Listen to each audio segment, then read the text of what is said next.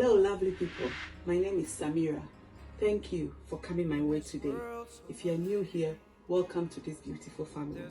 We are continuing with our topic, babyhood. Today we'll concentrate on one of the characteristics of babyhood, which is innocence.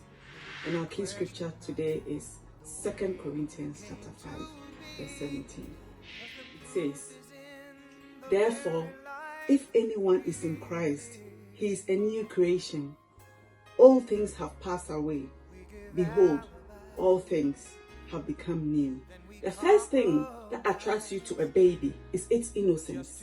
People say, "You sweet little thing." No one thinks of a baby as having a past. It doesn't have one. Do you know something? If you're a newborn baby in Christ, you don't have any past. You may have been as mean as the devil. You may have been the worst wretch that ever walked. But no matter how you may have lived, when you are born again, you become a new man in Christ. God looks at you as an innocent baby. But though innocence belongs to the babyhood stage of Christianity, it's one characteristic we should never outgrow. If we don't, we will fall under the condemnation of the devil and be defeated in spiritual life. A new convert is simple, full of faith, ready and willing to learn. We should always maintain that teachable spirit. Yet sometimes when we grow old, we sort of come to the place where we have a know-it-all attitude. You can't teach me anything attitude. Those people no one can help, including God himself. Let us keep an open and teachable spirit, as well as an innocent spirit towards God and man, and we'll be on our way to attaining excellence in our Christian lives by God's grace. In our next session, we will discuss the second characteristic of babyhood, which is ignorance. May the peace of God that passes all understanding be with us all. Amen. If you're watching me today and not a born again, and you want to give your life to Jesus, I want you to pray this prayer with me today. God is saving your life today. Lord Jesus, please forgive me of my sins. Have mercy upon me. I come to you, Jesus, just as I am. Make me your child. Forgive me of all my sins. Wash me with the blood of Jesus. Make me a new person. Thank you, Jesus, for reaching me and for saving me. I love you, Jesus. Thank you, Lord. In Jesus' name, amen. If you have prayed this prayer with me and you think you will need further guidance, send me an email. My email address is in the description box below. Thank you all for taking time to listen. God bless you and keep you.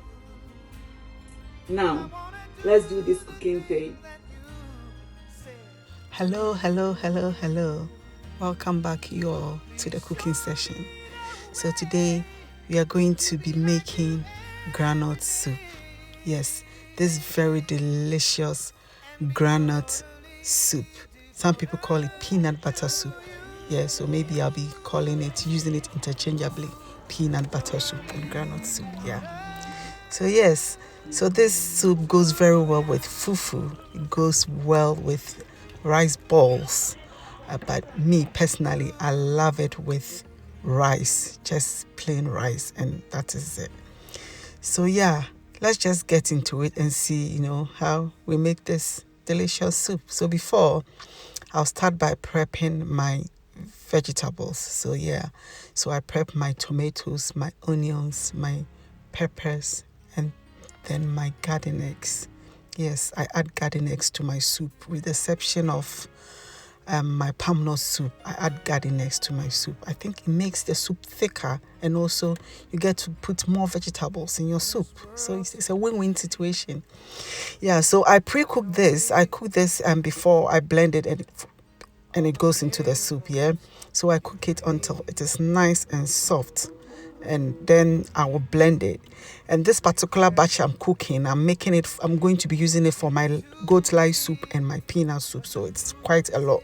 So I'll just blend it all together. I divide it into two. I'll use part for the peanut soup and a part for the lice soup. Yeah, so here I'm steaming my meat. So here I've got some goat meat and some pork shoulder. So I'm going to be steaming it and marinating it with not marinating, just steaming it with my spice blend, which includes some ginger, garlic, onions, and anise seed. And here I'm adding extra ginger, just a personal preference. I like a lot of ginger in my peanut soup. It makes it nicer, I believe so. Yeah, so I'm going to be steaming this. I'll add some salt to taste, and then I'll be steaming this. And whilst this is steaming, I'll be preparing my peanut paste, or my groundnut paste, or peanut butter, however you call it. It's got a lot of names. Yeah, so I'll be preparing it. And the way I make mine, the way I was taught by my mother, she would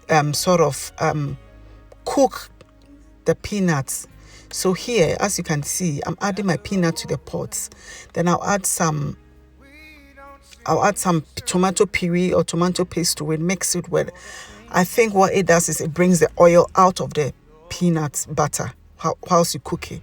So here I'm going to be cooking it. In tree, I'll say that maybe chim, but I just can't say that I'm coming to fry it. That it won't be right. So I'm just coming to cook it. Yeah, and by doing that, I'll just add hot water to it and mix it till it mix very well. Then I'll put it on the heat. So here, I'll just keep stirring. One trick is for you to keep stirring, otherwise it catches at the bottom. And you make sure it doesn't splatter. And that is by stirring through where you think the splatter is coming from. Yeah, so you keep doing this. In the meantime, I'm checking on my meat. Yeah, and I'm adding my spice blend cubes, and this, I always mention it, it's coming. I'll bring the recipe very soon.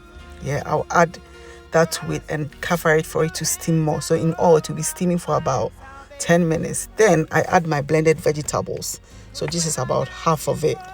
So I'll add my blended vegetables, then I'll cover it. So you can see our soup looks like light soup already.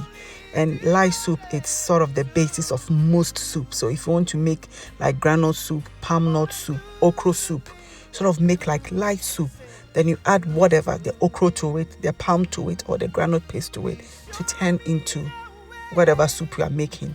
So yeah, just a little tip over there. Yeah, so with our peanut butter that we are cooking, once you see that the oil is popping, or it is sort of bubbling around the corners, as you can see right now, then it's ready. You can just pour it into your soup, your light soup base. Then your soup is ready. So this method, you don't have to worry whether your soup is cooked properly or not, because you know that you have actually cooked your groundnut paste very well before going into the soup. I mean the light soup, as I mentioned it earlier.